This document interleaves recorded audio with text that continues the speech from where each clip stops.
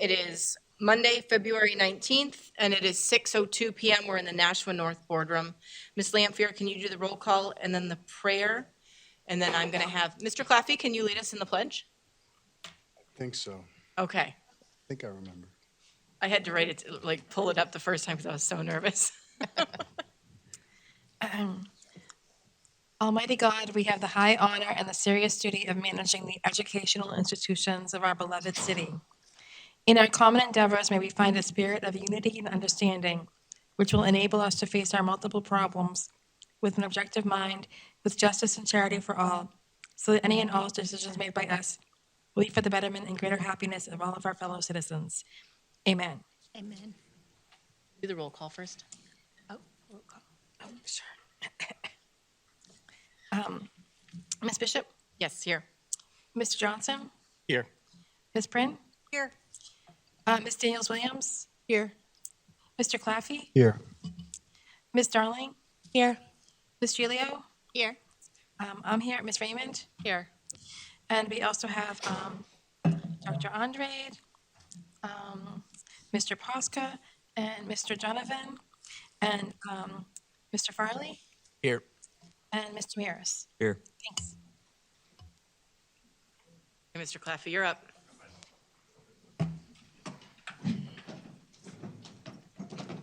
I pledge allegiance to the flag of the United States of America and to the republic for which it stands, one nation, under God, indivisible, with liberty and justice for all.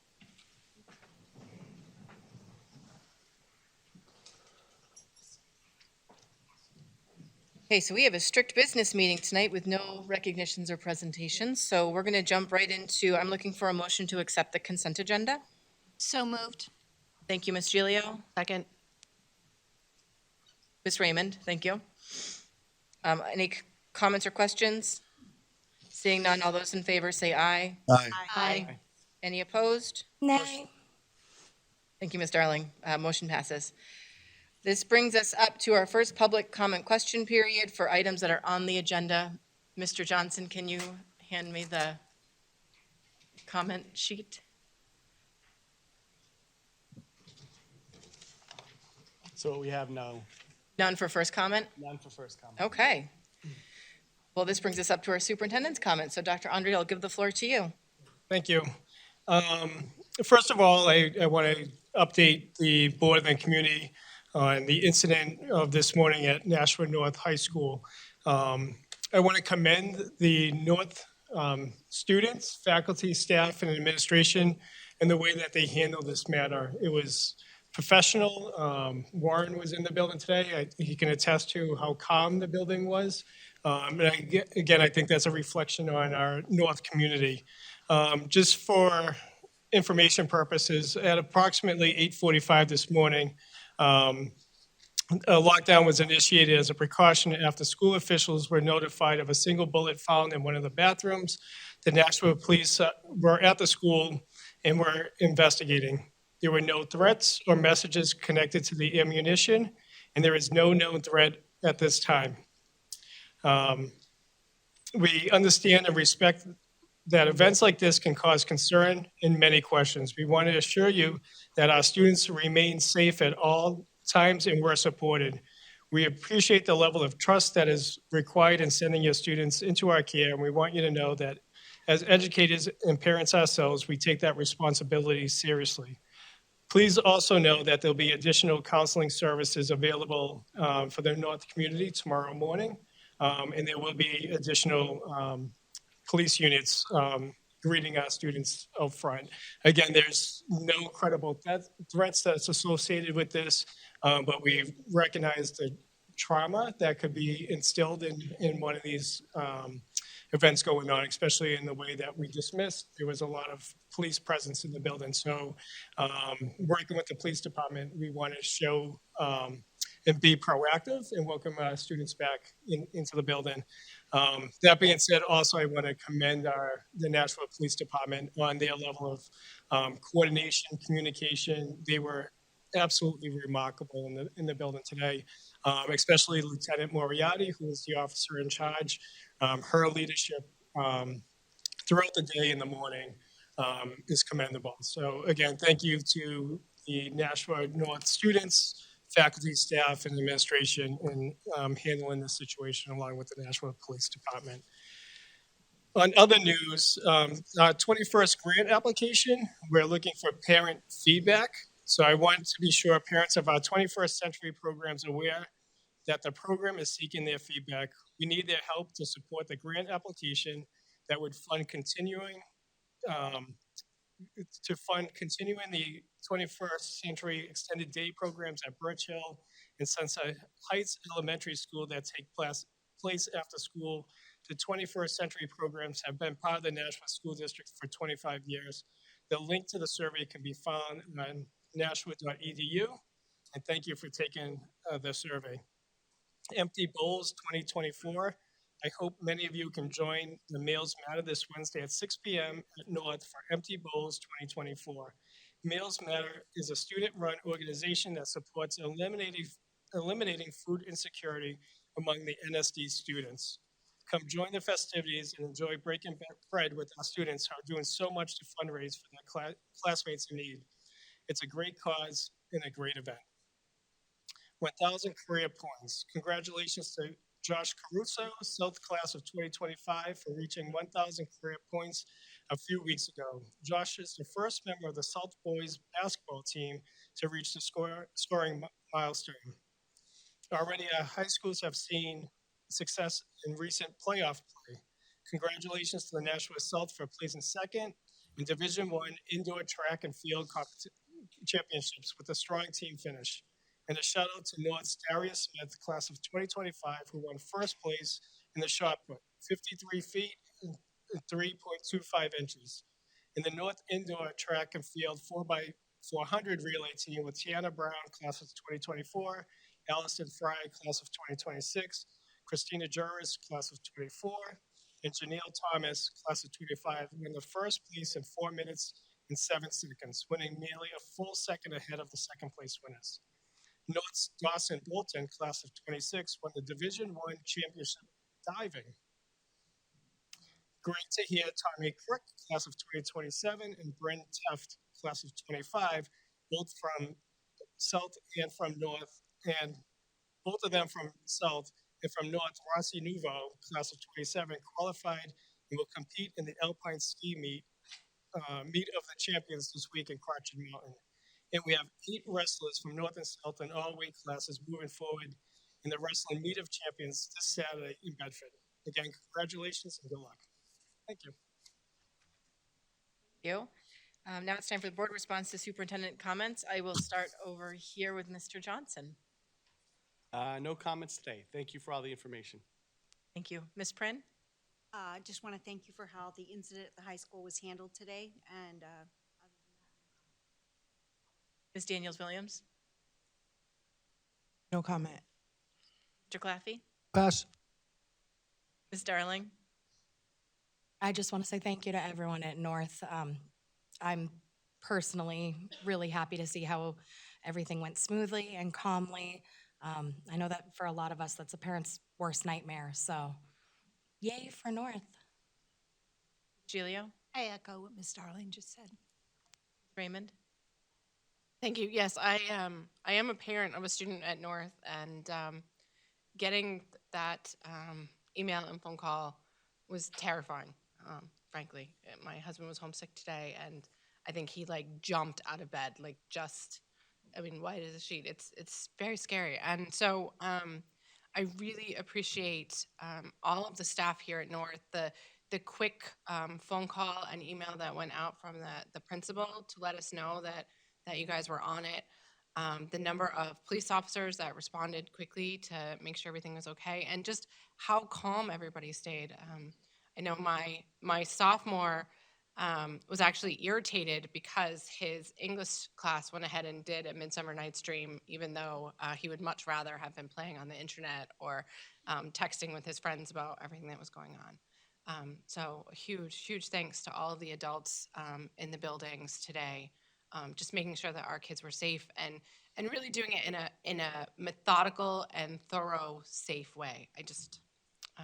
I really appreciate it. So And just a plug for Meals That Matter, I'm so glad you mentioned it. That was something that our students did before COVID. It made a big difference in the lives of some teenagers here. And so I'm super thrilled to see that coming back. Lampier? No comment, thank you. I'm also excited to see Meals Matter doing empty bowls again instead of jumping off buildings, which is what my daughter did. So we can serve soup. I'm much happier with that.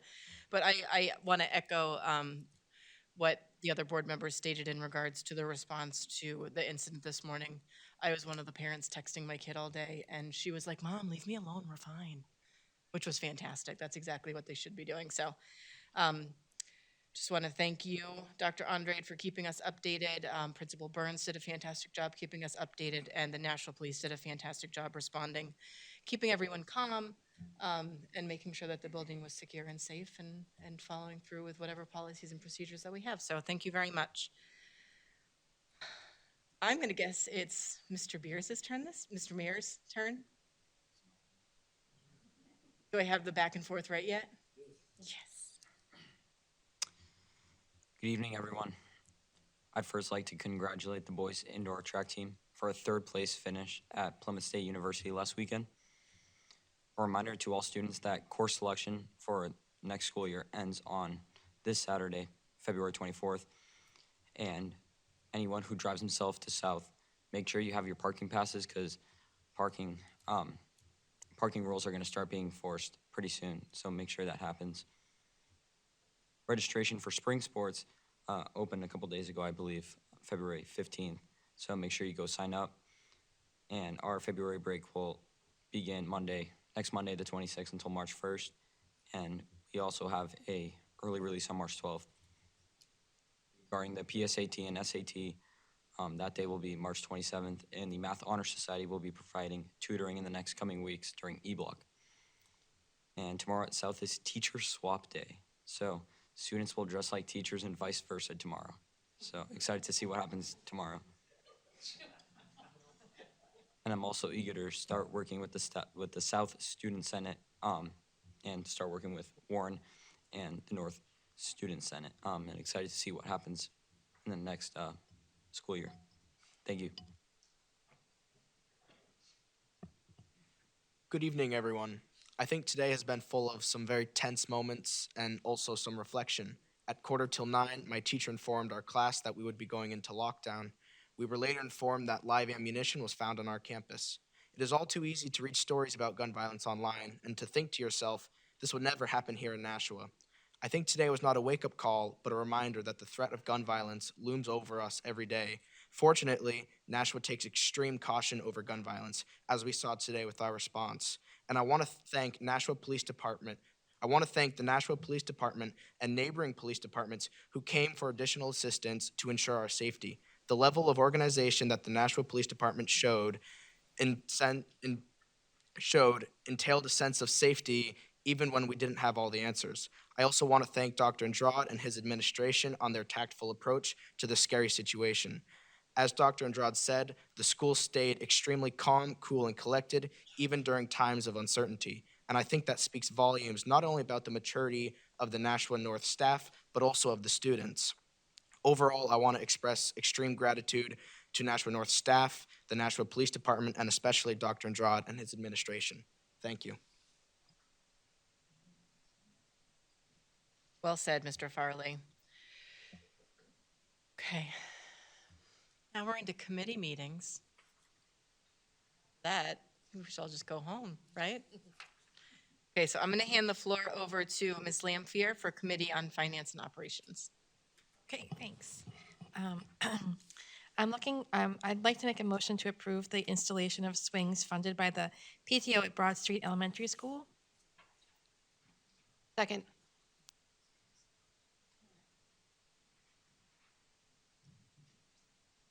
Okay, Sorry.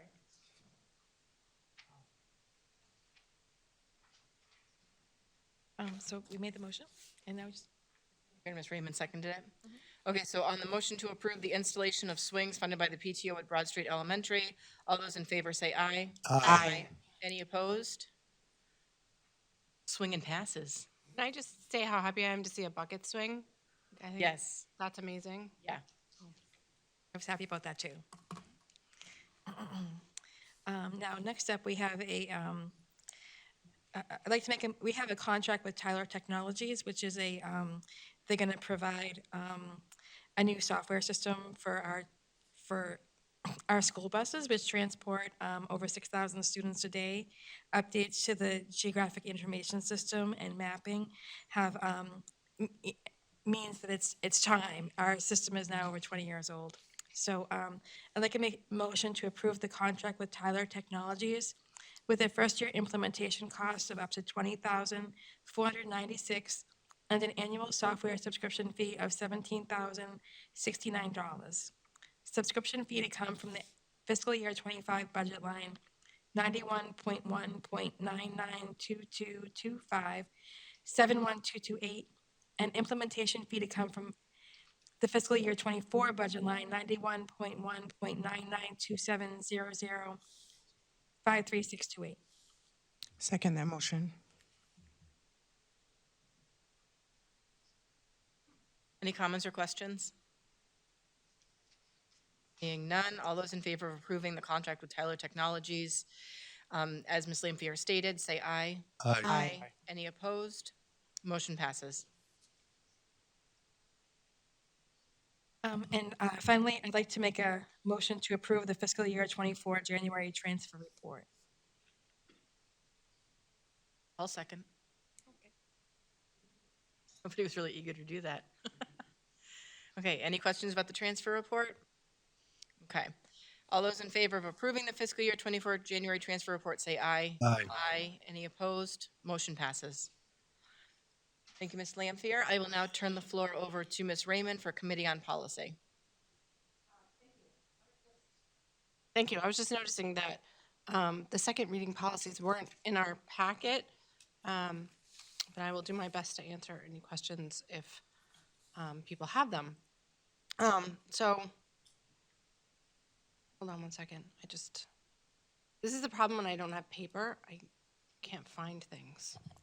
All right, so I move that we approve IKL, Academic Honesty and Integrity. Second. Thank you. Going to speak a little to it? No. No, I don't. So this is a policy that we didn't previously have. There's nothing in here that is particularly a change from our practice. I was just trying to pull it up so that I could speak more intelligently to it. But essentially, the one thing I would note is that there's a small section here about AI, and then Nashua felt that was an insufficient reference to AI, so the other policy we have tonight is kind of a rider to it that has a lot more about AI. That's all I've got. I know I watched the meeting. I don't know if anybody else did, but you guys had some pretty impressive conversations that night. And we don't have any other, we haven't had any comments on it, so. Nope. Okay, so on any other comments or questions about this policy? Okay, seeing none, all those in favor of approving policy IKL, Academic Honesty and Integrity, say aye. Aye. Aye. Any opposed? Motion passes. Okay, thank you. And then I move that we approve IKLR, which is Ethical and Responsible Use of Generative Artificial Intelligence. Second. And this one I will, go ahead. This one I will speak to a little bit. This is a policy that was developed in-house here in Nashua by a group of teachers who felt like that AI could be used in certain circumstances, and that they wanted to make sure that we had a clear vision for what that should look like. What is when AI is cheating, and when AI could potentially be used to enhance a lesson. And so basically the bottom line is that it is not okay to use AI in order to plagiarize someone's work. However, there are circumstances where a teacher might have a student work on a project that would help them with a specific assignment. And I'm not coming up with an example, but I know Mr. Posca had a few. I don't know about that. I think to Ms. Raymond's point, I think, the beauty of this policy was generated by our own Nashua staff. In essence, I think Dr. Andres referenced this previously, putting some guardrails into place about how we can safely use AI in the classroom, and that the parameters are very, very clear, not only for students, but also for staff. So rather than bury our head in the sand with the development of AI, we're trying to start to embrace it and utilize it safely for everyone within the district. Yeah, I mean, I think it's good for us to get out ahead of it and have policies so that both students and staff and parents can look and see, it's not okay to use ChatGPT to create my essay. I think this is obviously going to be a policy that's going to need to be stayed on top of as technology advances, and we just have to keep keeping up on it. So I expect to see this transform a lot over the next, I don't know, for the rest of our lives, I'm guessing. Probably. Okay. So any other comments or questions? Mr. Johnson? Yeah, just that definitely in our discussion was about how AI will be constantly changing, so it'll be something that we have to look at every now and then as changes in the technology come along. Yes. Okay. So all those in favor of approving IKLR, ethical and responsible use of generative AI, say aye. Aye. Any opposed? So close to the Terminator era. Is anyone else worried about this? I am. I shouldn't say that out loud. And so we have, we instituted a policy in September where we would have a first reading and a second reading of policies, which means that the first time would be the first time we see it, and then it would come back again. However, I would like to make a motion that we suspend the rules and allow for us to vote on the other policies on the agenda tonight without a second reading. And if I have a second, I'll explain why. Second. Right. So all of the other policies, DJ, DJB, EHAA, and EHAB, are regarding our cybersecurity. They have some component in there that is regarding our data governance and privacy rules. And so our IT director has asked us to go ahead and approve these so that we can hold vendors, in the case of the purchasing ones, vendors accountable to our policy. So the transportation motion that was made for transportation software just previously in finance, we want to be able to make sure that we can hold the software company accountable to our new rules on how they need to manage our student data and make sure that that stuff is private. And so I would ask that we go ahead and have a vote on this one tonight so that when we purchase that software, we're able to say, hey, and you must follow the rules that we have about securing our student data. So the motion is for suspending the rules. Okay. Any comments or questions on it? Okay, so all in favor of approving the suspension of rules, say aye. Aye. Any opposed? Motion passes. Let's take a peek at these policies. All right.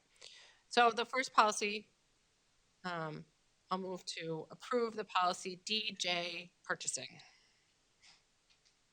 Second. Thank you. And just to speak to it, the update on this, we will continue to have our chief operating officer being responsible for approving these things. We will continue to have bids, et cetera.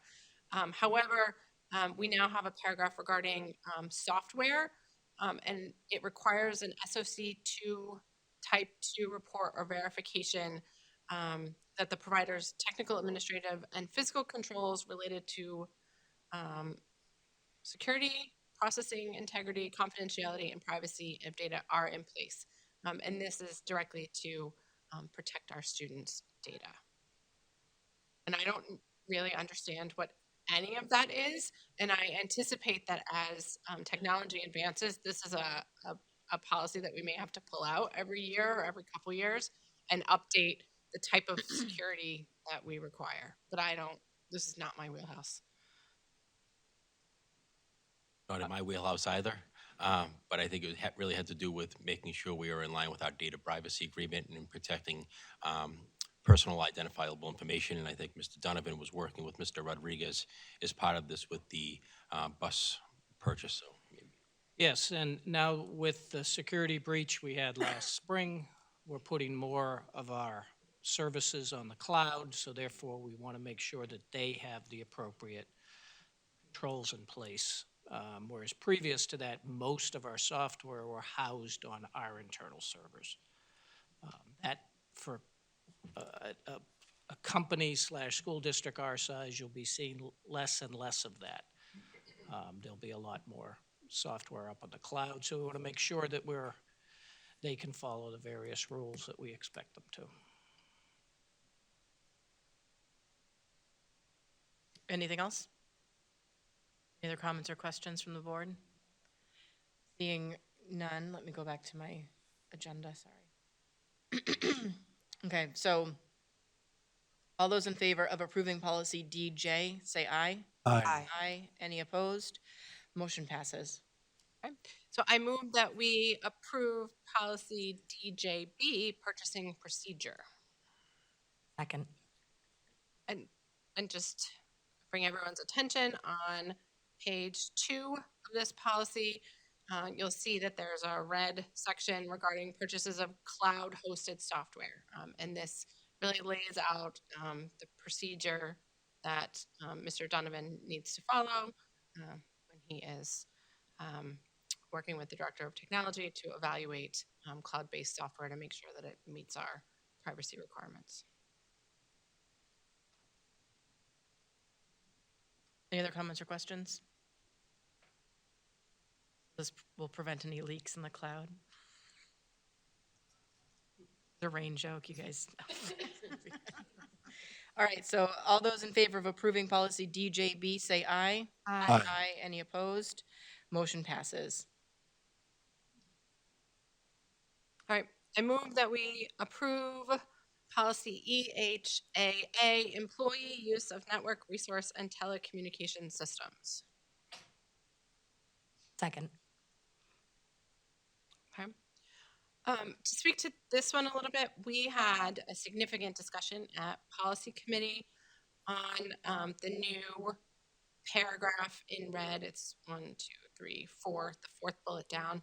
The long and short of it is that district emails are confidential, period. So when district employees are using their nashua.edu and nsd42.net emails, they need to be treating all of those emails as confidential business records. So FERPA obviously applies, federal student privacy rules obviously apply when it has student data, but in addition, staff shouldn't be sending emails from their school email home. Some of the questions I asked during our policy committee were like, well, what if we're having a potluck lunch and I want to email myself? And IT would like you to not do that. One of the other questions that I had, having been a union employee in the past, was what if I have an issue, a personnel issue, an issue with discipline, and I want to speak to my union rep?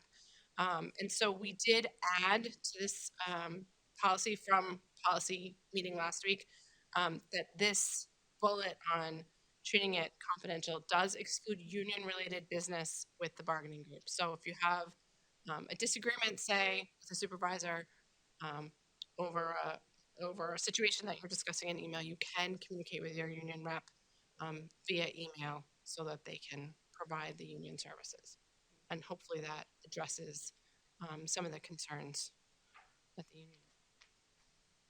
But I had a lot of questions about this policy. Anybody else have any questions? I have a question I asked. Go ahead.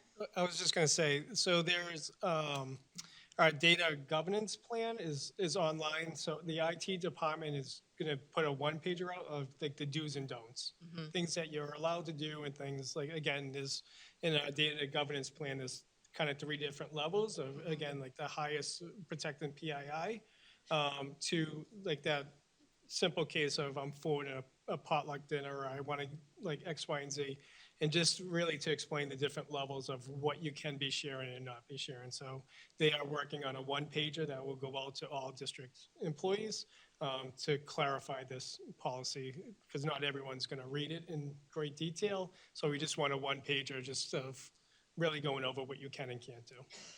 I think that would be helpful. I know I had a lot of questions about, obviously a lot of parents like to communicate with their child's teacher via email, and that is still appropriate and allowed through the NSD 42 or the Nashua.edu. But it's not okay to be doing it on personal emails or, texting or sharing those emails with yourself later, which I think is reasonable. I don't think anyone's doing that now, so. How does that affect the board members that don't have the NSD or the .edu accounts? So we'll be working with you to make sure everything goes in the domain. Okay, perfect. Does that mean that board members will all get EDU emails like they used to? Oh, good. I just think it's easier for right-to-know requests. Only 2 years later. Hey, I wanted it day one.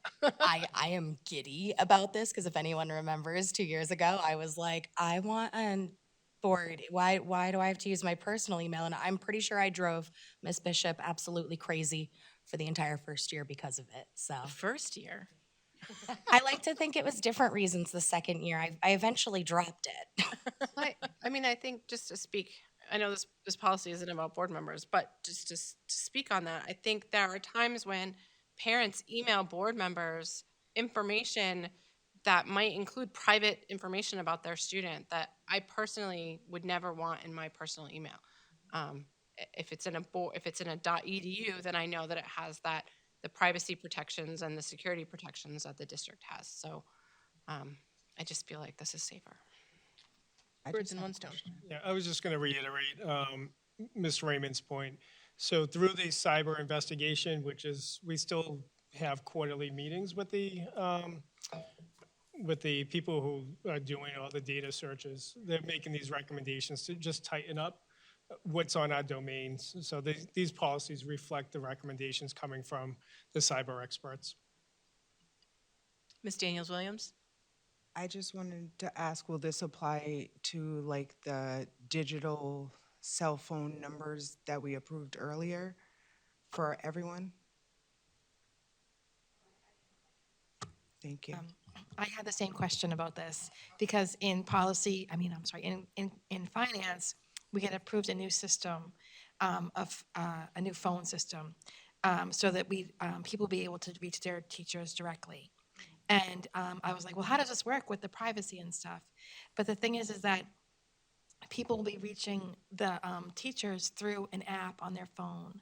So the app on the phone would be what the administration or Right to Know Act or anything would need.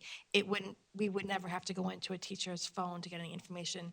Any phone calling or whatever that is done to their personal phone would be through the app.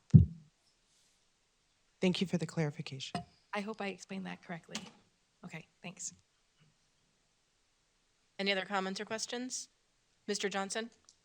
Just a quick on us having the EDU emails and stuff. I mean, it will be open for further discussion, I'm sure, but the fact, like, I have a home business that I run out of, and I'm sure there would be concerns with having the email system and my business email on the same server and stuff. So that's probably for a later time, but just wanted to bring it up. Okay. It's been noted. Okay, any other comments or questions? Seeing none, all those in favor of approving policy EHAA, say aye. Aye. Aye. Any opposed? Motion passes.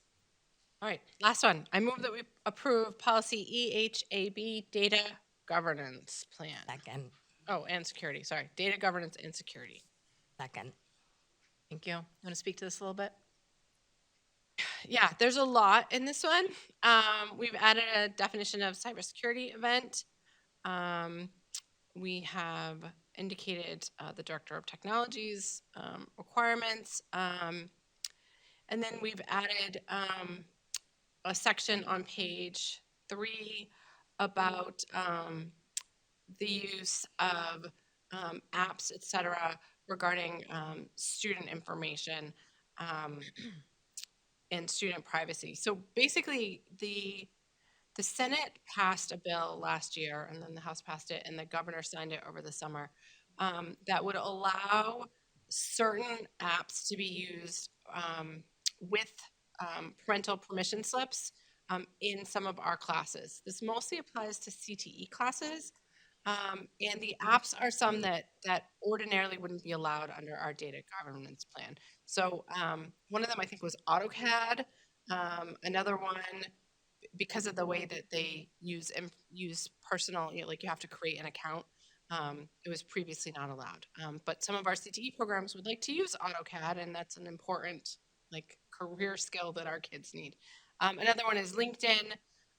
But in any of these situations, teachers would be required to send home a permission slip that parents must sign to opt their child into using the app. And the permission slip has to say what the app is and why we're asking for permission for a student to use it. If a parent doesn't feel comfortable, then the parent and the teacher need to meet to figure out another way that we can achieve the academic goal that would be achieved with the app. But that was a big legal change, and there was a lot of back and forth about how do we protect student privacy while also allowing them to develop the skills that they need to be competitive when they graduate. So. You can tell, technology is not, I am not a technical person. I wish Mr. Rodriguez was here to just explain it all again. Okay, any comments or questions? Seeing none, all those in favor of approving policy EHAB, say aye. Aye. Any opposed? Motion passes. Okay, that's all I have.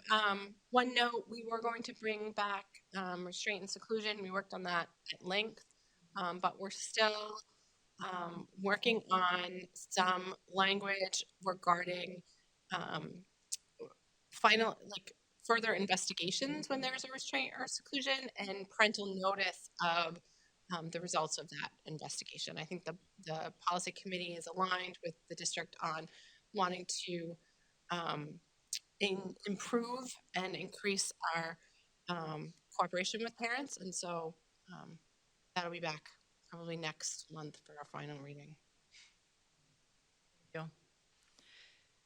That wraps up policy. I will hand the floor over to Mr. Claffey to just speak to the Committee on Curriculum and Evaluation. I know no motions were in there, but you guys also had a long and fun meeting. Big presentation. No comment. So there were no motions, no votes. We were given an update on K through 8 Amplify Science. We were given a video update from the director of the 21st Century Program, video update, a CKLA update value video, and also Dr. Sarfday gave us survey results on the in-service day on the January primary. That's it.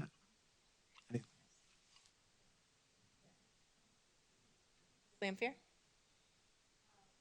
I was watching the curriculum meeting at home, and it was nice to have all these people that were able to present, without having to come to the school board meeting.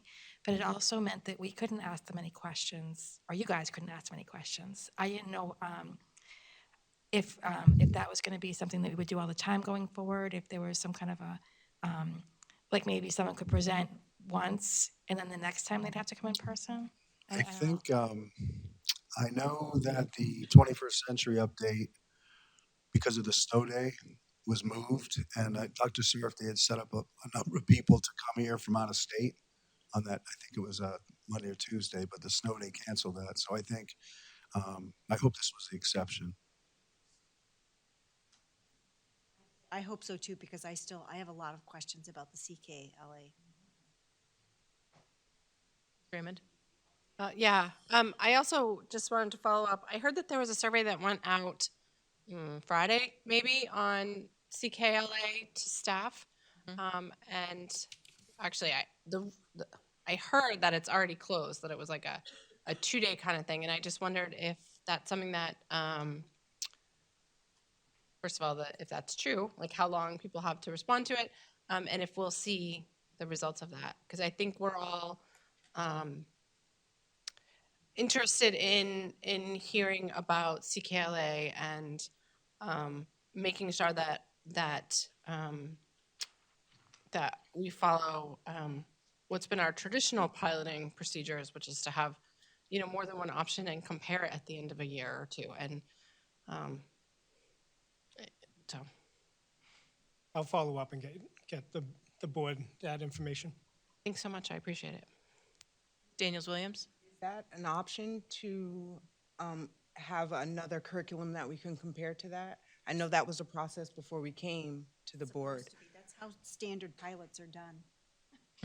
And like, we only have this one, and I know that it came through I understand previously, before we came to the board, why it was chosen, but I was wondering if it is an option to contrast it with another curriculum. Let's see the results, and then we'll bring our recommendations back to the board.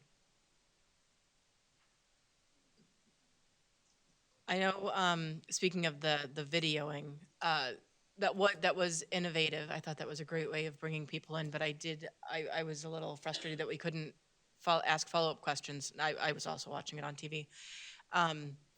But I know during COVID, we were able to come up with like this really rudimentary way of getting somebody into the meeting via Zoom. And I know it was during more of our non-publics, so we didn't necessarily have ETV in, but I wonder if that's something that we can explore too, if we need to have people come in and do presentations that aren't, they have children at home and can't necessarily make it in, but all we did, and I know the issue was there just wasn't a plug to go from the computer to the microphones, but we just, like how we did when people called in over the phone. So I have a feeling that there's probably, talking about technology all evening long, I'm sure there's a technological way of getting somebody into the room without it, being a hologram, but more of like a Jarell head hanging down. Right. I know we decided not to spend the $26,000 or $30,000 on making this room But maybe it's Zoom cheaper now that appropriate. everyone needs it. But I'm sure we can fix it we can. We'll see how create often we something. need to use it. I mean, there's no point in spending money if we're only going to use it once. So. Anyway, moving along. Ms. Gilio? Hi. I'm looking for a recommendation to suspend the rules to consider items from the HR meeting held earlier this evening. Okay, so moved. Do I have a second? Second. Thank you. Ms. Prin? Okay, all those in favor say aye. Aye. Any opposed? Motion passes. I am looking for a recommendation to approve the personnel recommendations of February 19th, 2024. So moved. Second. Second. Any comments or questions? So Ms. Raymond made the motion. Mr. Johnson seconded it. I didn't say it Will out you loud, speak so I to was the- just clarifying. Comments or questions? Seeing none, all those in favor of approving the personnel recommendations from February 19th, 2024, say aye. Aye. Any opposed? Motion passes. This brings us, I just wondered if we could have a little synopsis. We talked quite a bit at HR about some upcoming personnel things at budget, and I wrote it all down in the book, so I don't have it in front of me. But I wondered if Questions were asked about, so we have a number of people who are retiring, and we wanted to know what the policy was to move forward with being able to hire people to replace those people. And Dr. Andrade had spoken about it. I don't see, Mr. Baus isn't here anymore. Could you update us on that, please? So we're putting together put out a timeline to the building administrators on what that transition is going to be. What we're looking at right now, meeting with the building principals on what's our staffing needs, looking at our enrollment data. But moving forward, we have to look at some contractual language before we have in-district transfers, whether it's voluntary or involuntary. So if we need to have a reduction in force, that language supersedes everything. So we need to notify teachers if there's going to be a reduction in force. And then from there, we will look at in-district transfers and then be posting out of district. So we're looking for a lot of the transitions to start mid-March. Raymond? Oh, the other thing, Mr. Baus and Dr. Andre had also talked about the need for the ESL teachers and some exciting partnerships for ESL certification. So yeah, just as I mentioned earlier, one of our biggest needs in building the budget this year would be to increase our ELL teachers. And again, those moving some ELL teachers out of the ESSA grant into the operating budget. There's 6 or 7 positions there. We also know, looking at our data regarding ELL services, that we probably need another 8 or so teachers. That would be approximately 14 ELL teachers in next year's operating budget, which will be a hefty figure going into our budget development next year. So that is our big concern when we're developing the budget this year and looking at our overall numbers. But we know through the DOJ report that this is an area that we cannot fund. So that's going to be a big concern in our operating budget moving forward. We're looking at doing a public meeting in regards to the DOJ report. We're just coordinating with the attorneys and us and trying to figure out when we can come in, but hopefully it coordinates with the budget so that we can understand what the budget looks like based on the DOJ findings and what we are legally required to do. It'll probably explain a little bit more about the whys, which are probably very confusing at this point. So I'm working on getting that set up so that you guys can ask a significant amount of questions. The public can be aware and also have questions, and we can just be more collaborative about going forward in regards to what we are being told we have to do. Yeah, you guys had a good conversation. Will budget be on track for mid-March or perhaps later this year? Well, we haven't heard the timeline from the mayor's office, which usually we plan backwards, but Mr. Donovan and his team is putting together a lot of figures, so kind of on track. The goal is mid-March, maybe a week later or so, but it'll be in the general area. And we're looking at that DOJ meeting probably being early April. So it does match up. Ms. Daniels-Williams? I just wanted to mention to Dr. Andre that I'm thankful that the district is helping the teachers get on board and be trained to take up those spots. So I'm very thankful for that. Thank you for putting that in place. I was here. Do you mind speaking to that opportunity that is presenting itself? Is that, I know you talked about it earlier and it's a little redundant, but when we have these stacked meetings, people don't get to review the HR meeting beforehand. So the HR department and the Department of ELL have been working with some higher ed partners on providing a certification pathway for our teachers at almost no cost, and then also a pathway for incoming teachers if they want ELL certification within a year, or a year to 18 months, depending on the program. But that's going to be a pathway that we're going to offer not only NSD teachers, but also anyone who's interested in coming to the district as an ELL teacher. So it'll be a pathway, again, at minimum cost to the employer or the teacher to get that ELL certification.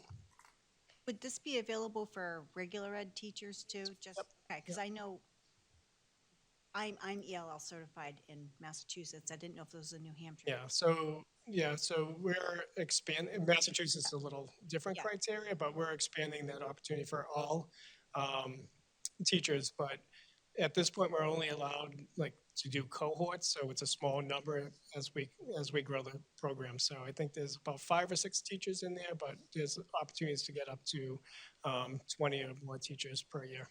Yep. Anything else from HR? No, that's it. Okay, thank you. Now to new business. So I will hand the floor back over to you, Dr. Andre. Thank you. First, I'm looking for a recommendation to approve the 24-25 school year calendar as presented. There's 2 notable things in the calendar for next year. One, if you look at the elementary conferences, you'll see that there's 2 different groups, Group A and Group B. That is, again, working with our ELL department to allow families to come in, that we have enough translators and interpreters for that night. So it was a burden to find enough supports for our families when all the conferences were on one night. So by having it on 2 separate evenings, we should be able to have enough support for families on those evenings. The other note is just, it's a typo on August 30th. It's a double X, it should be a single X. So there's no school for students and teachers, but all the offices are open. So there was a couple people excited that thought they had an extra day off, but it's just the offices are open. Can I, so, It's corrected on the ones we have The here. one, yeah, so online it's still wrong. so they have to work on Friday? Yes, we do. You do. And then you'll also notice that, again, there's early release days within the calendar. If there's a random day that's not, like it's not a consistent Tuesday, we have to coordinate with the other CTE centers, and we can't have more than 10 days that are in conflict over the year. So we adjust 1 day or 2 just so that we're aligned and we don't go over the 10 days. Raymond? Thank you. I noticed President's Day is back to being the in-service day, so people will be happy about that. My question is on the elementary conferences. How will families know if they're Group A or Group B as they're scheduling things? Is that something, like, is it depending on what school or Bottom half of of the each page. Yeah, school? so Oh, it's right there. I missed it. Sorry. and we'll reinforce that when it gets closer, but it is on the calendar. I think I need bifocals now.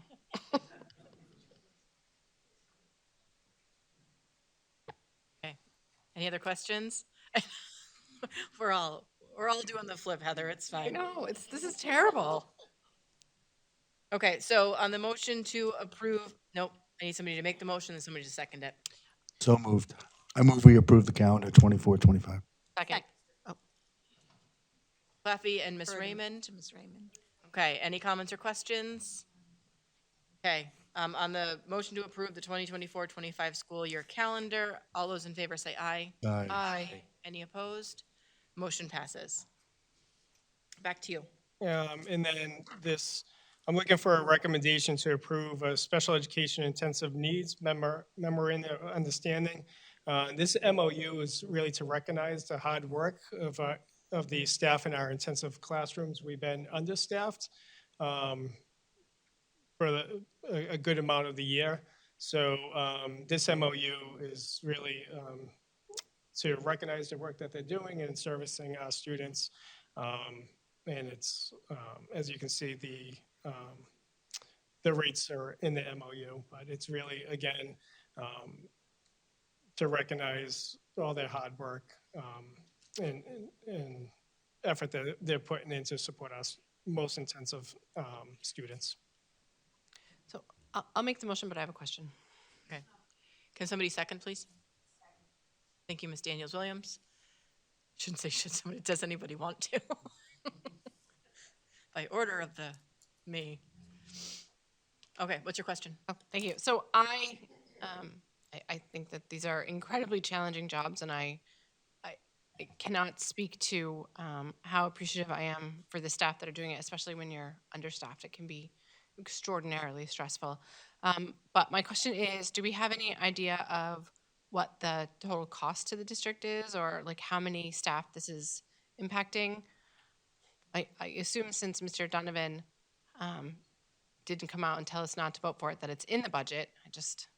Well, it's actually not in the budget, but with the ESSER funds, we've been able to pay for some of the other sort of teachers covering teacher services. So for the rest of this year, we'll be fine. This ends at the end of this school year. To do something like this next year, there will not be any ESSER funds, so that we'll have to take a look at the various ways we're paying these types of services, extra services. So following that up, I mean, it's all over the news about us having $4.5 million of ESSER funds that we were planning on spending on one thing that we're spending on another. Do we legitimately have money for this, or? No. I'll be more than happy to try to explain the $4.5 million, which people are misstating. I was at the Board of Aldermen last Thursday, answered all their questions, and then suddenly the next Tuesday, nobody knew anything anymore. So, but there is not an extra $4.5 million, no. It never was. It's related to a bond, but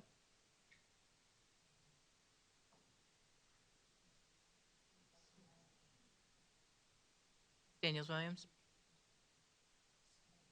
Will we be able to look at it so that we can explain it to those that are confused? well, It's not, so that piece right there, we're, I think, still working on, so we'll come up with a way to get the information out to you guys. It wasn't on the agenda tonight, so it wasn't put together, but it'll be explained. But if I can just say, I did send to the Board of Aldermen where this was ESSER 3, this $29 million in ESSER 3. I did send the summary before their meeting, where this became a big issue, and shared it with them, so I can certainly share it with this board also. Did you have something else, Ms. Daniels-Williams? I was just saying thank you. Okay.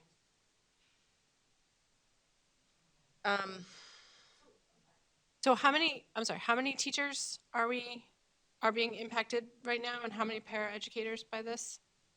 I do not have the numbers on top, but it's all our intensive needs classrooms, so it's about 14, 15 classrooms, and the paras within those classrooms. But if I knew the question was coming, I would have had the data for this evening.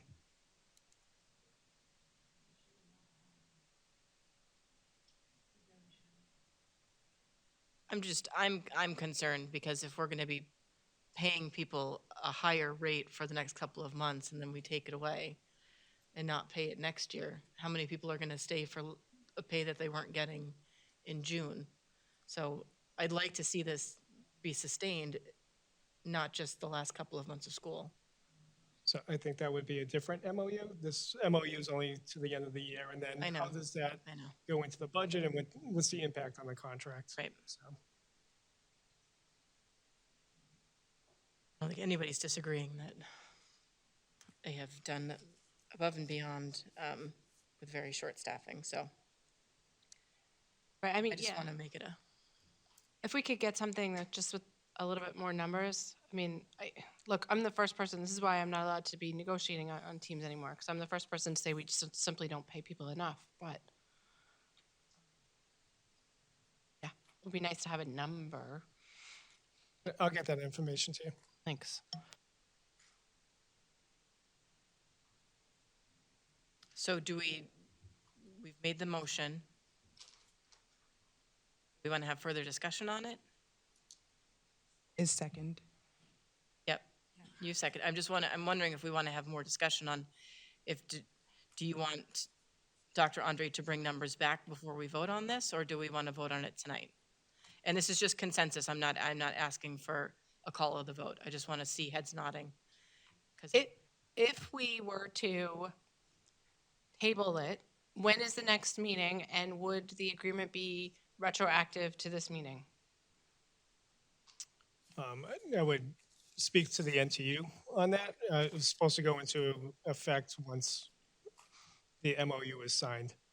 And does it also need aldermanic approval, or is it just us? It's this board. Because I want the numbers, but I also wouldn't want to delay I wouldn't want to delay paying people who are doing extra work for another month until we meet again. I don't think that's appropriate either. Right, no, I think this is one of those rock and hard places things. I mean, I'm gonna say yes to it just because I think it's necessary, but I want to make sure that it's not, Can we approve it with that we do need to see the numbers follow up at, for the next meeting? So, well, yeah, Dr. Andre will get us those numbers. It's just a matter of, do you really want to vote on something not knowing if it's something that's sustainable? Ms. Julia? Can I ask one more question on this? Up until now, what has been the practice for these people in these classrooms where they've been understaffed? Have they been getting any kind of extra compensation at all? So in. Can you guys, I'm sorry, when it's second public comment, we can speak to this, but right now, I think we've been pretty good about maintaining the decorum in the room, so. So there's extra compensation if they miss a planning period, a lunch period, or in terms of that, not just if we're just down people. Okay, so this actually looks like something that's better going forward for the rest.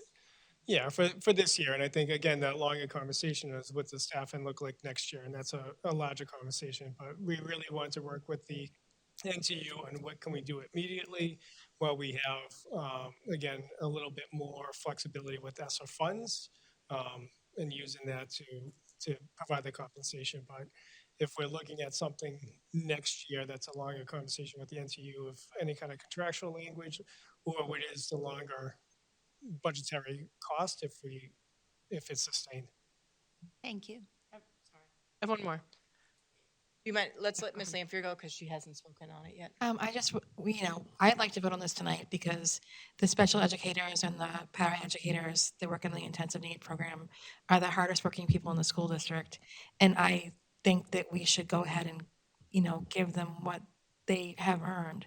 And I don't think we should delay it. Raymond? So when is the negotiations for the next para contract? We just settled a para contract last year, So it's another year at least. couple of years, yeah. Okay, thanks. Daniels Williams? So if we can have the opportunity to vote for it tonight, can we do it to the end of the year and revisit on the amount? I would be more comfortable with that because I want to make sure that they get something as soon as possible. And we might not be able to sustain it as a district going forward, but we will address that and come back to it. Is that a possibility? I think it's always a possibility for the union to come back with another MOU to ask to increase this pay outside of their contract. So we would have to do it that way. At this point, it would just be for the rest of the year. And then we would work with them. And then when the next round of contract negotiations happens, if we want to negotiate this as like their base rate of pay, then that's where it happens in the long-term budget commitment. But we can definitely work with the NTU next school year if we need to be doing the same kind of thing, and if we obviously have the resources. Thank you. Any other comments or questions? Okay, so all those in favor of approving the Special Education and Intensive Needs Memorandum of Understanding, say aye. Aye. Any opposed? Motion passes. Okay, this brings us up to the liaison reports. Do we have any liaison reports? I don't think so. Fantastic. Okay, so this brings us up to our second public comment. Mr. Johnson, can you? That's like the thank you seat.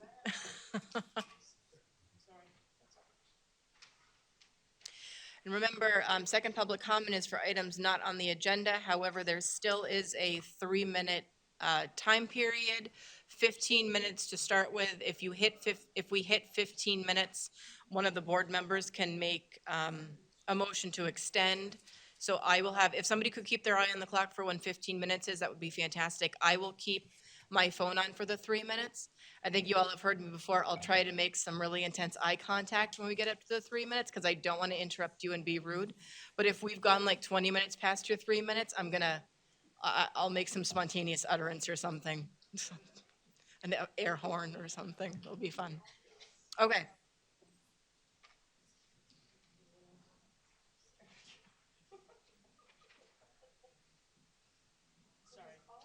I'm getting autographs. Yes.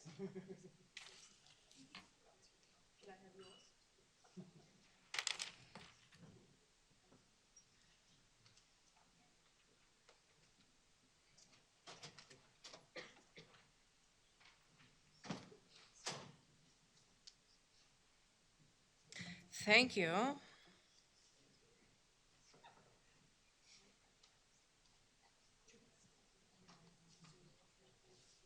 Okay, so second public comment.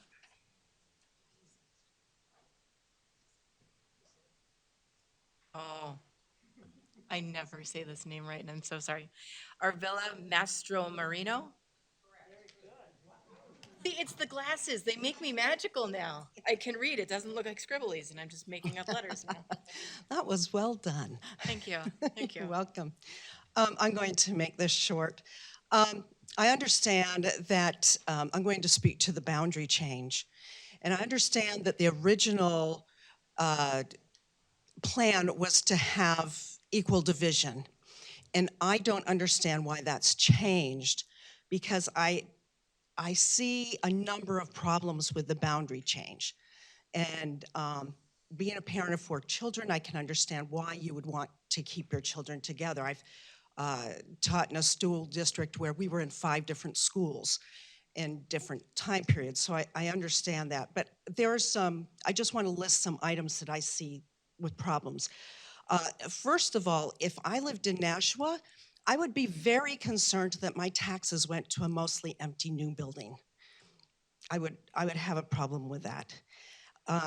Secondly, I would be concerned about the increased time in the drop-off and pickup and the traffic problems by the schools. There's a lot of parents that have to get to work and need to drop off. Thirdly, I would be very concerned about crowded hallways. Our hallways at Pennachuck now are crowded. And with crowded hallways, if you know middle schoolers, you have a lot of germs traveling around. And I see a lot more illness coming up from that. Number 4, there's going to be less time to eat lunch. While our buildings were renovated, there was nothing done for the cafeteria.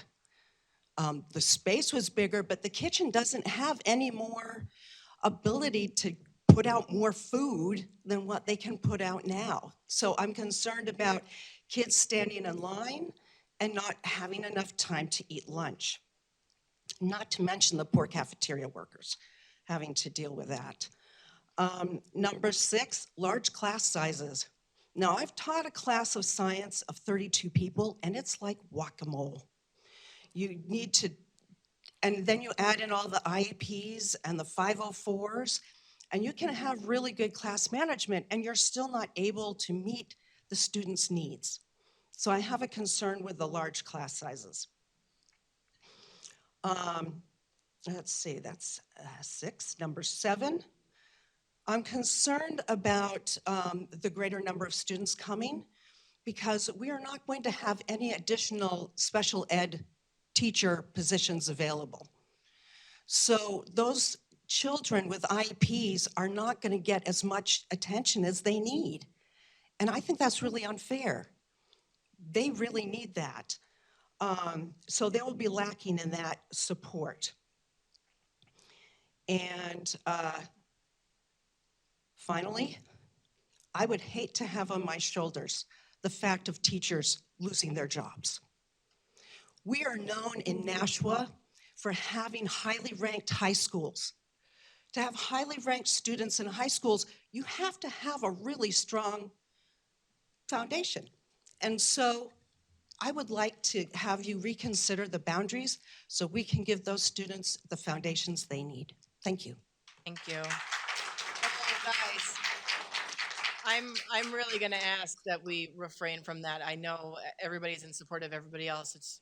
We can see the colors that you all are in support of each other, but I'd like to keep the crowd control to a minimum, please. Thank you. Gary Hoffman?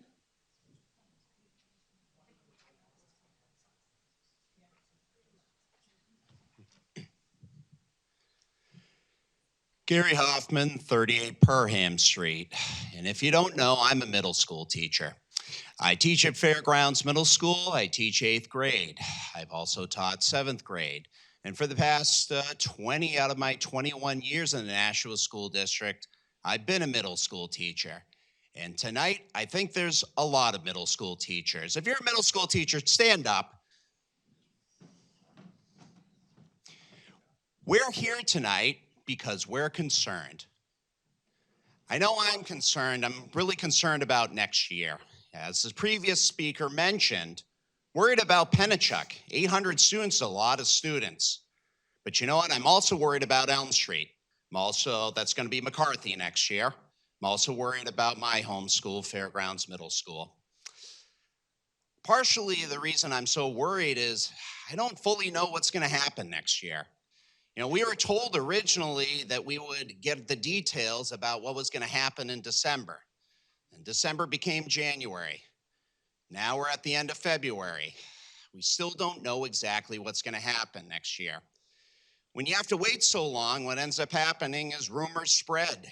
People whisper. People get concerned. Anxiety increases.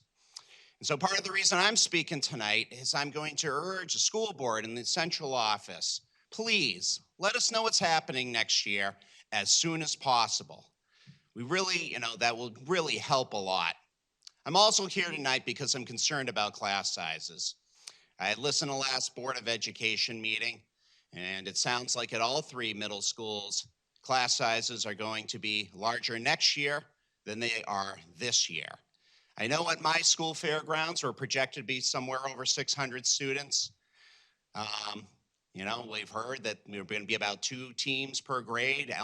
Elm Street, which is going to be McCarthy, is going to be similar. We're going to be moving to a 6-period day. We're going to have 4-person teams. A 4-person team divided by about 100 students, maybe a little more. You're talking 25, 26 kids a class. It's a lot more than what I have now. 15 years ago, that's what I had. I had 25, 28, 30 kids a class. You know what? Our culture wasn't as good. I did a study on student arrests back in 2009. I'll tell you what, we used to arrest 30, 40 kids at each middle school every year. That doesn't happen anymore. We hardly ever arrest students anymore. I never hear it. Part of the reason is we have a lot fewer students in our classes. We're able to build those relationships with kids. We're able to keep these discipline problems from escalating. And I think that's important. We shouldn't be arresting our students. We shouldn't have to. And I think part of that is keeping the class sizes low. So I'm here tonight to urge you, let's do the right thing. No teacher at the middle school level should be laid off, not one. And you know what? We should do it because it's the right thing to do for our students. It's the right thing to do for our staff. Also, second, you got to smooth out the Gary, sorry, you just hit the Pennachuck. 3-minute mark, so just All give me right. a heads up. Please, smooth out. There shouldn't be 800 students at Pennachuck. We have to move some of those students over to the new building. It just makes sense to do that. And lastly, release the middle school plan because God forbid if you're actually going to be laying some people off, we got to let them know as soon as possible because some of these jobs in other districts are starting to open up. Thank you for listening tonight. Please, no layoffs. Thank you. Thank you. Sheila Dunbar?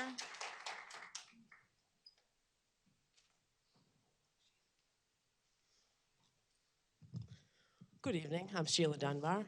I teach at Pennachuck. So I have a whole bunch of things, but I'm really just going to highlight what I feel is going to be the negative effects of having almost 800 students at Pennachuck. First of all, I'm wondering what happened to equity. The whole deal with building a new school, having a redistricting committee, hiring a professional to do redistricting. Where did all that data go? The whole point was that every middle school student would have the same experience. That is not going to happen. As Arvilla said, lots of students. We don't have enough special education staff as it is now. And when you're going to add 200 more students, I'm not sure exactly the number that we're going to get that are identified, whether it is special ed or 504 or even ELL. But these kinds of things need to be considered. I am not sure, it keeps going back and forth. I'm not sure if we're going to have 6 lunches or 9 lunches because we're going to have 9 teams. I like the 1 team at a time lunch because it really gives the students time to socialize. It gives the teachers the ability to socialize with them as well at lunchtime, and it reduces the amount of behavior problems at lunchtime. So I'm not really sure what's happening, but there are so many things that we don't know what's going to happen because these plans have not been given to us. As Arvilla said, the cafeteria, the gym hasn't been increased. How are we going to meet as a whole building to do those kinds of things, to have an all-school assembly? We did an all-school photo last year in the gym. It was chaotic. And if you're going to add 200 students to that, that's not really safe. Arvilla mentioned the hallways. The hallways are crowded now as it is. Short people problems right here. I can't go in the hallways, okay, because I get run over. So I stand at my door and I stay right next to my door because I can't go walk down the hallway. I'll get run over. Um, Lockers. Do we have enough lockers in the building? I know that I'm in charge of the lockers for my team. I know that I might have 1 or 2 extra lockers in my hallway right now. So where are we going to get those lockers? There are all kinds of things that are affected by not by adding 200 students to the school. It's almost time. Okay. Now I worked at Elm Street for 8 years, so I know what it's like to work in a large school. Are the teams going to change? Are they going to change to a different division because we're a larger school? Sports teams? Is that what you mean? Yeah, the sports teams. The sports teams. Right. Are they going to change to a different division in the Tri-County because they're a larger school? I know Elm Street's in a different division. Will we get additional nursing help with 200 additional students?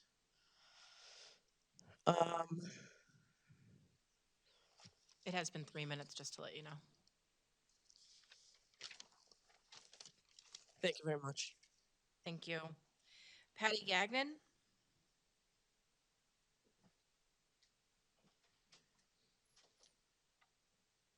And I think I've been forgetting to say name and address. Did I say that last time? No. Okay, sorry. Patty Gagnon, Taggart Drive. I am the NTU member at large.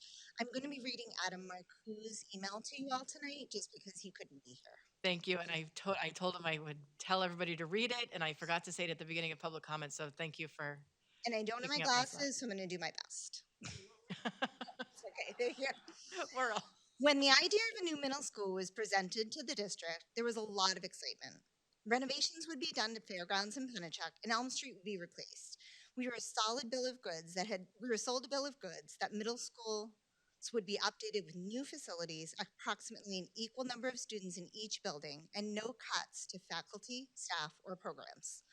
Over the course of the last few years, renovations have taken place of Fairgrounds and Pennachuck. A new middle school is just about to be completed, and that's where the plan comes off the rails. With the redistricting of the 3 middle schools, we have anything but approximately an equal number of students in each building. The projections are actually the complete opposite. Fairgrounds is projected to have just north of 600 students. McCarthy, with all the middle school's special ed programs, is projected to be just north of 670 students, while Pennachuck will balloon to the largest middle school with approximately 800 students.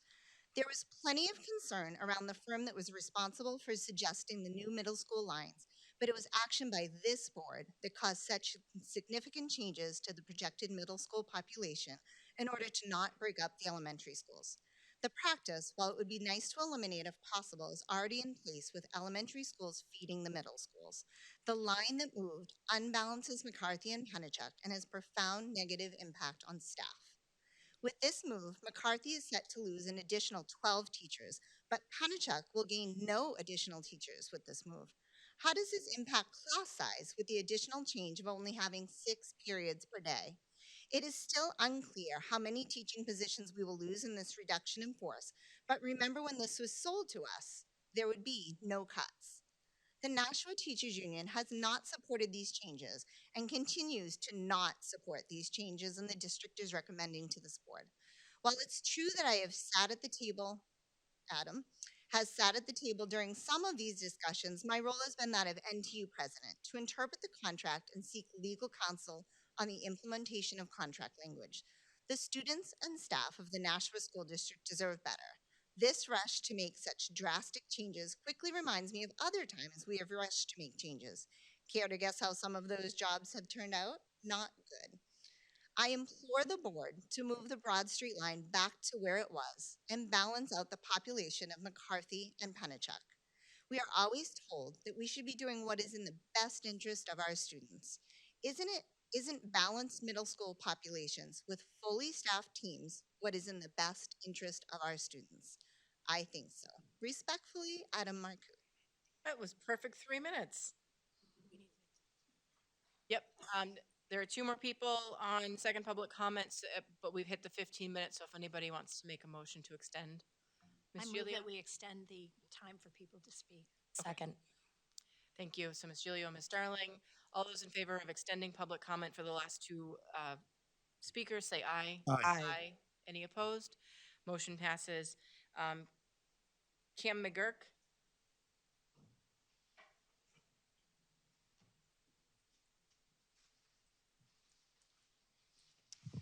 Kim McGurk, 72 Charlotte Street. I'm the district's head speech language pathologist. I want to speak tonight about my dismay and extreme disappointment at the decision to cut literacy out of the 7th grade curriculum. My colleagues have spoken about, and I join them, about my dismay about how we're redistricting. But as a speech language pathologist, my concern is that the committees that I was not part of didn't consider the negative influence for the students who are special education students. I work with students whose primary educational disability is speech language impaired or autism or specific learning disability or other health impairment, but they all have one thing in common, no matter what their educational disability is. They all share difficulty with oral language, reading, and writing. And the students that I work with benefit incredibly from attending a literacy class. How they benefit is that that course concretely works on oral skills, reading skills, written skills, and adds another element to their special ed program. The benefit of that is that I can consult with our literacy teachers about what my students need and are getting out of their course, and then I don't have to pull them out of any class for separate services with me, the speech pathologist. I was just dismayed when I heard, because for years, as students have come up from the elementary level, and we have looked at their programs and found students who go to special ed so many hours a week, and go to speech pathology so many hours a week, and go to ELL services so many hours a week, and we want them to be part of the general ed curriculum. I look for ways to see how the general ed curriculum can service my students without my pulling them out of yet one more class. Literacy was the bonus. When I started to work with students at Pennachuck, I was able to reduce the amount of time that I took them out of a regular ed experience.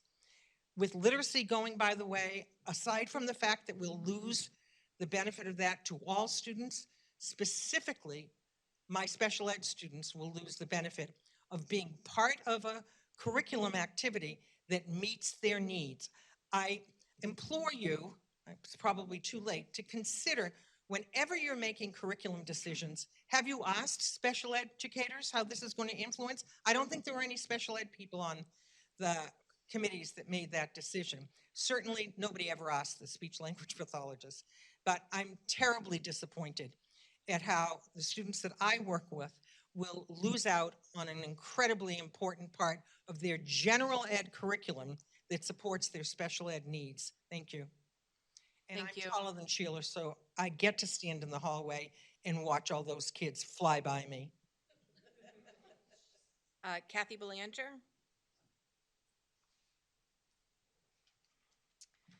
Kathy Belanger. I live at 12 Sanders Road in Hudson. You can go ahead, sorry. Sorry. I've been teaching at Elm Street for 29 years, and I will cry on the last day of school. Trust is the cornerstone of any relationship. Some say that I am too trusting because I believe that people will do the right thing and do what they say they will do. Maybe I am. Trust is ever so important when it comes to education. Parents trust that their children will be educated and be kept safe in school, which they were today, thankfully. Educators trust that administration will be making sound educational decisions for all students. Administration trusts that the school board will support sound educational decisions, and the taxpayers trust that the school district will not waste their money. Dr. Andrade and Mr. Posca, along with some of the educators behind me, have been working for well over a year on making the middle schools more effective and giving them the attention that they have not received for years. It was my understanding that the purpose of building a new middle school and renovating the other two was to make the schools more equitable in size and population. Forgive me if I'm wrong. The Middle School Steering Committee has been working diligently doing research and proposing sound educational decisions for all middle school students in Nashua. I thought we were on the right track. A couple months ago, this board approved unleveling our students, giving all middle school students the opportunity to learn at a high level. With this came the understanding of smaller class sizes. Then my mind was blown when a few weeks ago, the same board voted to change the redistricting line under parent pressure, but not sound educational research. A few students were prioritized over all students. This board hired a consultant to help with the redistricting, but did not trust their decision. Our superintendent proposed what he believed was the best scenario for all children, but his decision was not trusted. We will now have one middle school at capacity and a brand new school with empty classrooms, and will potentially have to say goodbye to some young, bright, great teachers. The decision to move the Broad Street students so they wouldn't have to split schools does not just affect those students, it affects all middle school students. Class sizes at McCarthy will be the largest we have seen in years. As you continue to finalize things, I am asking that you plan for growth and keep 3 teams at McCarthy. 2 teams is not sustainable, as we often see an influx of approximately 50 to 100 students during the school year. Making this decision is not about the board, it's not about administration, it's not about the teachers, it's about all students in Nashua. Once again, I will trust that you will make the right decision for our students. Thank you. Thank you. Okay, so that brings us up to the end of public comment. Thank you all for coming and sharing with us. We value your input, and we like to hear what you have to say. We appreciate it. This brings us up now to our board member comments. Before we get there, I do want to let you guys know I'm going to be asking to go into a non-public after this. So we'll do our board member comments, and then we'll pop into non-public, but everybody can go and we can close the meeting out after. So, Ms. Daniels-Williams?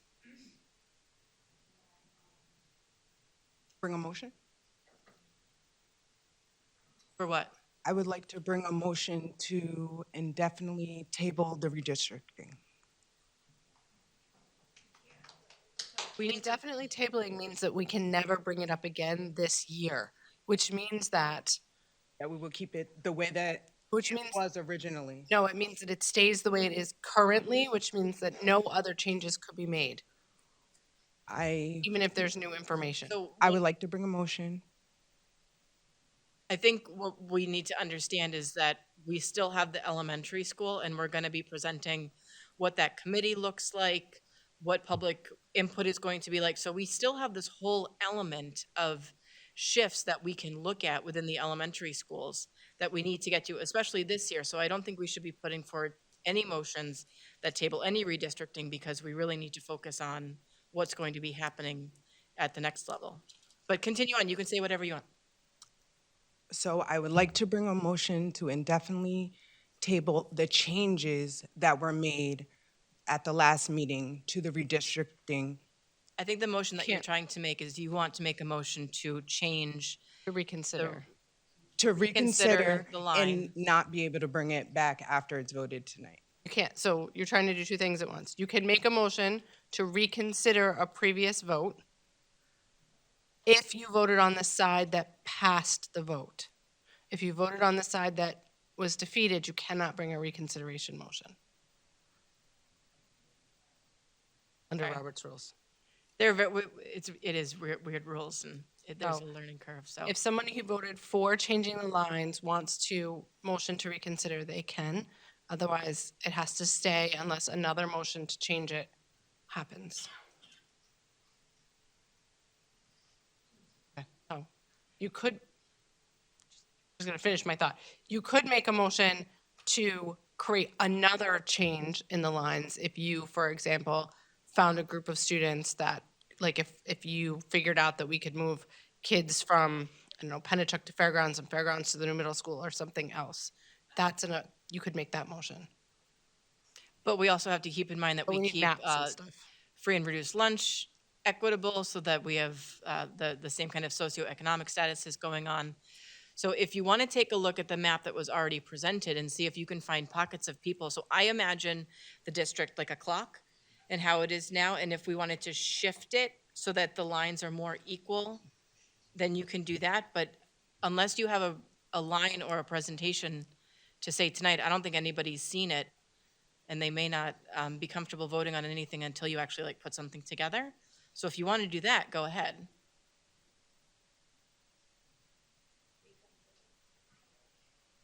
Okay. So we can connect after this so we can discuss more about it and probably meet with admin. Okay. Is that okay? Yes. Okay. I just want to make sure I'm not like steamrolling you or anything. I want to make sure we're together on this. Okay. So we're going off to board member comments. We'll start off with Ms. Lampier over here, and we'll work our way around because we started with Mr. Johnson beforehand.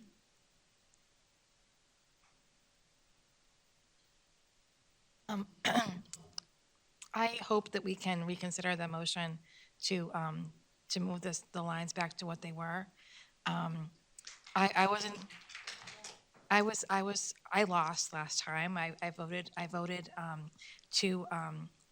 to keep them the way they were, because I felt that we should not put the needs of a small group of kids ahead of the needs of the whole entire population and all the teachers in the population. So if there is a possibility of anyone changing their vote, I hope that they think about it and decide that they would like to change their vote, because we heard one side of the story last time, and this time we heard the other side of the story. And I also did receive an email from another parent on a different side of the city who said that their child would be affected by the school lines, and asked if we could change the lines, for them. And if we can do it for one group of kids and not for another, that's not really fair. So anyway, that's all I have to say tonight. Thank you. Thank you. Ms. Raymond? I think I just want to mention my frustration with, I think that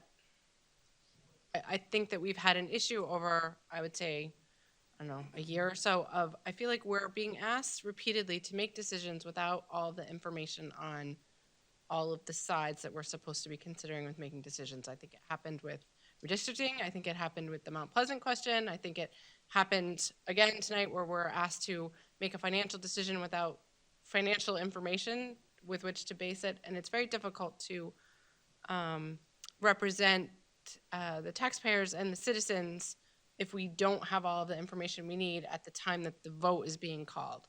And so I would just like to ask that we get our ducks in a row and we get all of our questions answered before we're called on to make votes that are binding.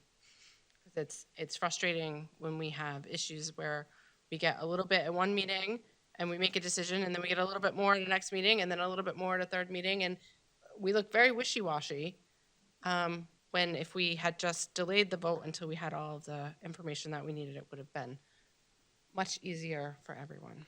So. Ms. Gilio? I have a few things. Like Ms. Lampier, I was one of the people who lost with the vote 3 weeks ago on redistricting. I was not in favor of changing the redistricting line because after careful consideration and talks with administration, I realized the effects that it would have on all of our students, all of our middle school students, and all of our teachers, and all of our paras. So I also did not have the luxury of bringing that up for another vote because I was on the losing team. I agree with what Ms. Raymond has just said, that there are a lot of things that we do not seem to be getting the amount of information that we need ahead of time before we're asked to make decisions. And thirdly, I'm a little concerned about this reconfiguration of the middle school teams from 5 people to 4 people. I don't know, I don't believe that any of the Board of Ed was asked to sit in on any of those discussions. And maybe that's outside our purview, but it doesn't seem to me it should be. I mean, it's a huge change. And I'm not sure how it all went down, but I really would have liked if we had been more involved in that as it was being considered. And that's all I have to say tonight. Thank you. Darling? I might go a little off topic here. I want to start by saying, oh, what a tangled web we weave when we first practice to deceive. It's my 8th grade quote. I was about 13 at the time, and it's still a favorite quote of mine today. Usually I think I'm pretty decent at remembering my face when I'm sitting at this horseshoe. I know that there are cameras. But every now and then someone will say something that takes me by such surprise that I can't help but drop the polite smile. And on a day when as a parent, I'm thanking the stars above that all of our children are safe, it drives me to a point of absolute frustration when somebody is using the fear for our children to try to make a point. And just so that everyone knows, in 2021, the Department of Justice released the Juvenile Justice Statistics 2019. There were only 30 to 40 arrests of juveniles under the age of 15 nationwide. And according to Nashua PD, arrests under the age of 13 are exceedingly rare. I hope in the future that all of our community leaders, myself and everyone at the board included, will remember this fundamental truth that I try to teach my children. Dishonesty erodes trust and breeds cynicism.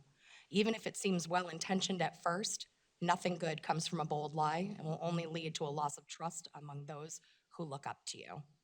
Thank you. Mr. Claffey? Thank you. I just want to echo what was said earlier about being fully informed before making a decision. We were presented with this wonderful, sorry, that's sarcastic. We were presented with this idea of the wonders of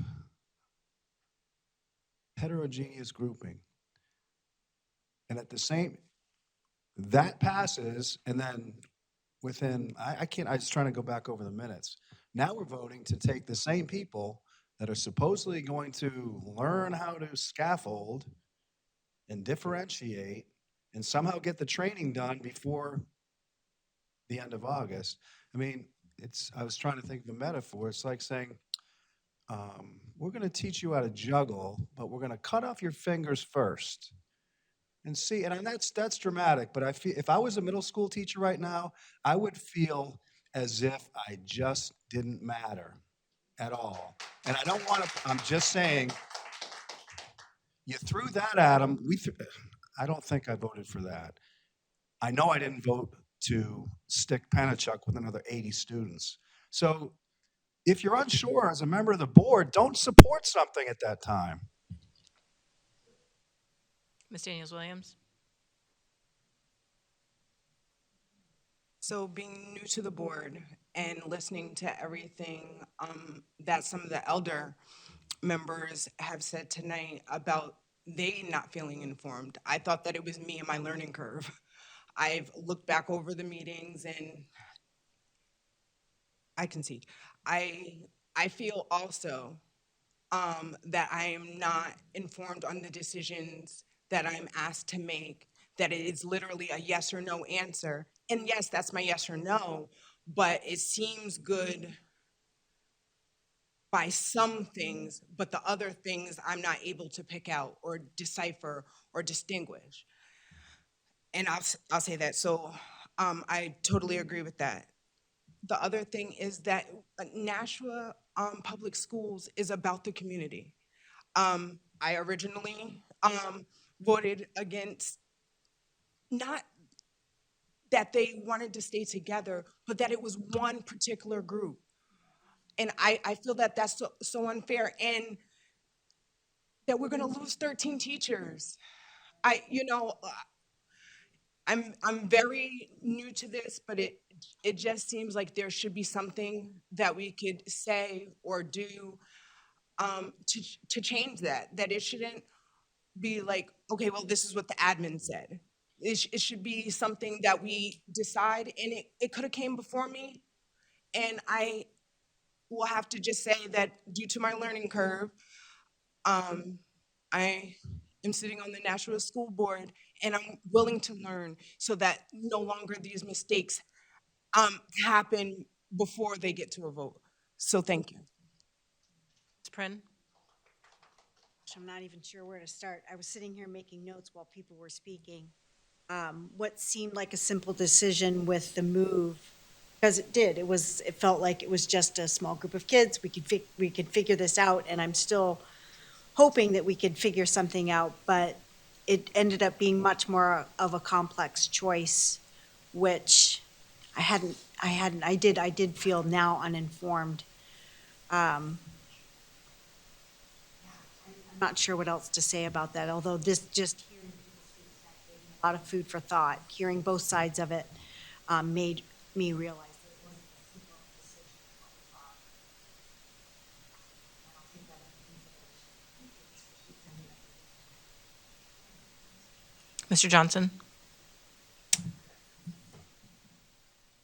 We're thrust into this board with very little information given to us.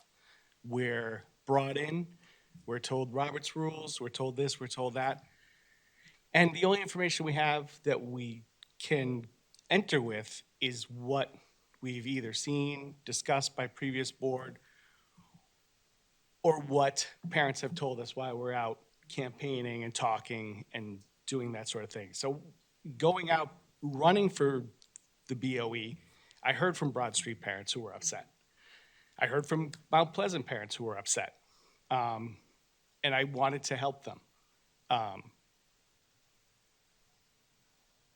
The numbers being thrown around,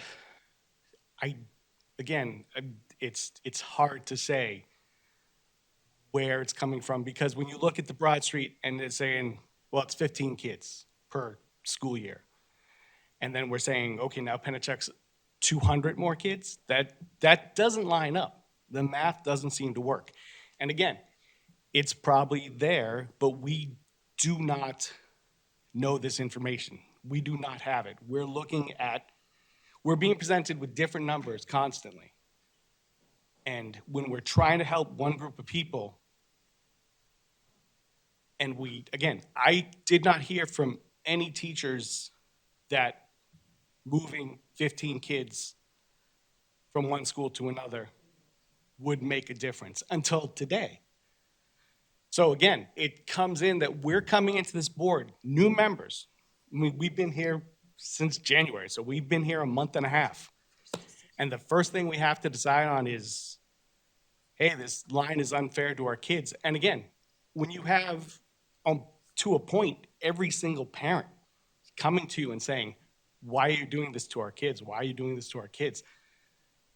You feel obligated to respond to those parents and say, yes, we're willing to help you. We're willing to listen to you. We're willing to work with you. At the same time, we do not want that to then be, oh, well, now everything's thrown out the window and we're going to have to lay off 15 people. That doesn't line up. That doesn't match in my head in any way, shape, or form. So we, as a board, will have to seriously take a look at these lines, consider them, and in a short period of time, because we're up against it. And it's tough because boards have elections. We have new people come in. We're coming in not, again, the only thing we know about what was discussed before or previously is by looking at past board meetings. We are not aware of everything, of every element. And that puts us at a huge disadvantage. And it's something that we need to address and we need to work on as a board so that we make sure that we have this information and that we can look at it from every student, every parent, every teacher. And obviously we can't satisfy everybody, but we need to try to at least reach compromises that'll work for everybody involved. And we should not see teacher layoffs. That should not happen. There should be no reason for that to happen. We should have smaller classrooms. Smaller classrooms have been proven time and time again to work. It's a very obvious thing. You just look at the statistics and you know that smaller classrooms work, and that's what we need to strive for, So we as a board need to take a moment, we need to look at this again, and we need to make the proper determinations that at least we can reach some sort of compromise with everyone involved, that we don't alienate anybody as we're trying to help somebody. Thank you. Thank you, Mr. Johnson. I also want to speak to that. I think I've been pretty clear over the last year, my frustration with doing the elementary school lines one at a time. This should have been done as one fall swoop. It shouldn't be neighborhood by neighborhood, and it should have corresponded with how the new middle school lines added up. We pushed that out, so now we're stuck with neighborhood by neighborhood saying this doesn't work for me. I would have liked to have had this done at the same time, which I have been very clear about. Until then, maybe we can look at Broad Street as the first example of the middle school lines not matching up with the elementary school lines. And when it comes time to thinking about how we're going to redistrict the elementary school lines, if at all, how can we make those lines match up better to create equality within the middle schools? And also taking into account all of the positions that we need to find in regards to the budget, in regards to the DOJ stuff. It's not just this, it's this big picture. And I think until we figure out how we can create equity amongst the middle schools and the elementary schools, we're gonna be left in this limbo state for the next year and a half until we shore everything up. You guys are more than welcome, if you ever have any questions about the information that's in your packet, about what's on the agenda, call me. The superintendent is available. We can meet up. If you feel like there's a piece missing, maybe because it was information that was given prior to your time on the board, reach out to any one of us. But specifically, if you don't feel like information is there for you to make a vote that night, don't make that vote. You can ask to have it come back, but also you can reach out to administration before it even happens to say, I'm confused, I have a question, I'm concerned.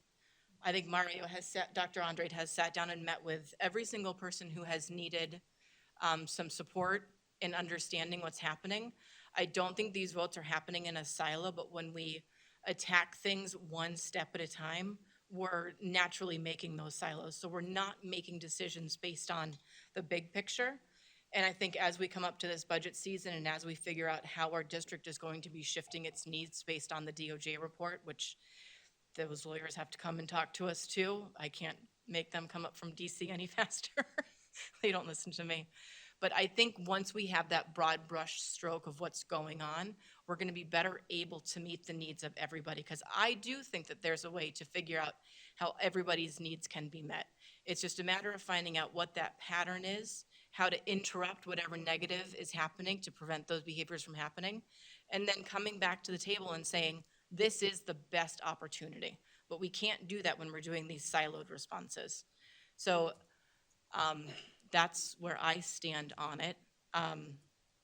And I just want to make sure that the teachers understand, and when we made that vote last week, we said, like, I think some of the parents started clapping, and I said, absolutely not. This is going to have a huge effect on people. When we make decisions as a board, we're not just thinking about our neighbors to the left and right of us. We're thinking about our entire community. And we cannot make these decisions lightly. And they come with some reverence at times, because sometimes the options aren't there. And I think that it's important that we always vote our conscience, that we vote with our integrity, and that we vote having gained as much information as we can about that vote. So with that, I have nothing else to add. Mr. Claffey? Are we allowed, even though I used my turn, but can I add something now? It's not typical, but I'll allow I it. just want to set the record straight, and I don't want people out there leaving with the impression that we weren't presented with pretty clear information. I think that the spreadsheets were fine, the numbers were fine. I don't want people to think that Dr. Andre is sneaking things through. It was made clear to us about 80 students would be affected. It was made clear to us numerically. There was no ambiguity. The numbers were in front of us. Pennachuck is going to be at capacity. Yep. Teachers will be laid off. That was here. You can watch the video. So to say somehow that we're pulling fleece over people's, that's not, at least in the last meeting we had, I think the case was laid out, and I think people have voted no precisely because they had the numbers they needed, and they knew the layoffs were coming, and they voted no for that reason. And if you voted yes, it wasn't because you didn't have the data. Yeah, I think that was, Dr. Andre was not happy with me for going, for not voting in his way, but he definitely wanted to maintain those 12 positions. And like I said earlier, I think it's a bigger picture, and I think we're going to make up that difference when we start shifting all of the lines. But he was very clear that there were going to possibly be teacher positions that weren't going to be needed with a smaller middle school. So with that, I'm looking to go into a non-public under, can you show me the, oh, sorry. Right here. Non-public under,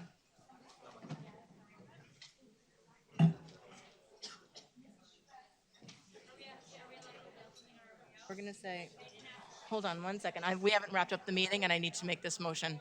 Sorry. Yeah, we're still in a meeting, so just, that's why I'm not talking. So I guess I'm looking into, heck. Yeah. Okay, so we're gonna say 91A 32E.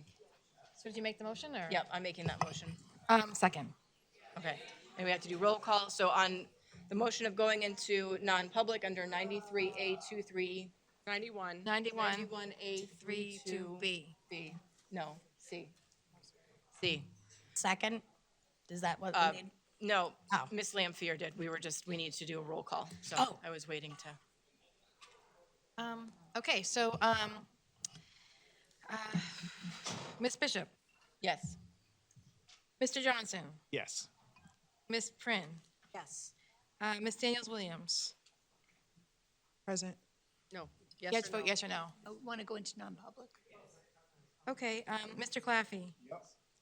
Ms. Darling, Yes, please. Ms. Gilio? Yes. Okay, and I'm a yes, and Ms. Raymond? Yes. Okay, thank you. So I would like to use ladies. Yeah, we'll do a quick bio break.